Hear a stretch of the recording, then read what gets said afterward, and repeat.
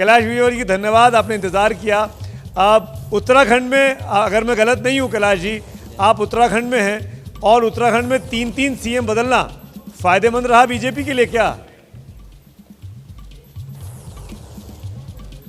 नहीं, देखिए, भारतीय जनता पार्टी में व्यक्तिवादी राजनीति नहीं है और इसलिए सीएम कोई भी हो, भारतीय जनता पार्टी की सरकार थी और भारतीय जनता पार्टी ने अपना घोषणा पत्र जो जनता को दिया था उस आधार पर पूरे प्रदेश में विकास हुआ है, मुख्यमंत्री कोई भी हो।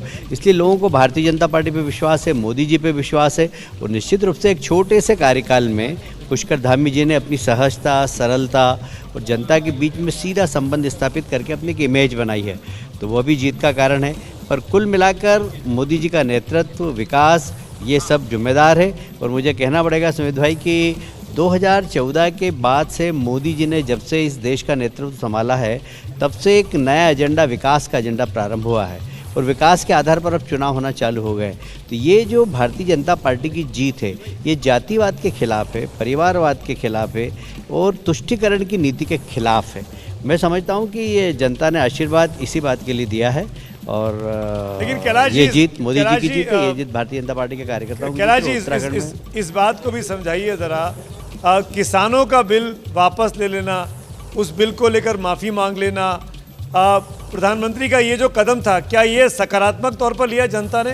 क्योंकि उत्तराखंड का भी बहुत बड़ा इलाका तराई में आता है और वहाँ पे किसान अच्छे खासे प्रोटेस्ट कर रहे थे, वहाँ के किसान।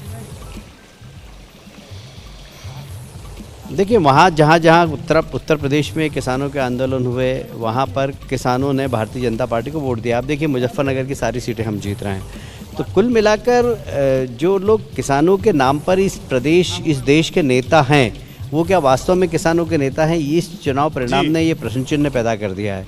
उन्होंने कहा था कि भारतीय जनता पार्टी के खिलाफ वोट दो, किसानों ने भारतीय जनता पार्टी के समर्थन में वोट दिया, तो वो किसानों के नेता है या नहीं, ये एक प्रश्न चिन्ह जरूर खड़ा हुआ है। और मैं समझता हूँ किसान यदि किसी के साथ हैं इस देश के अंदर तो देश के प्रधानमंत्री मोदी जी के साथ हैं, क्योंकि मोदी जी ने किसानों की आय बढ़ाने के लिए बहुत सारी योजनाएं लागू की है।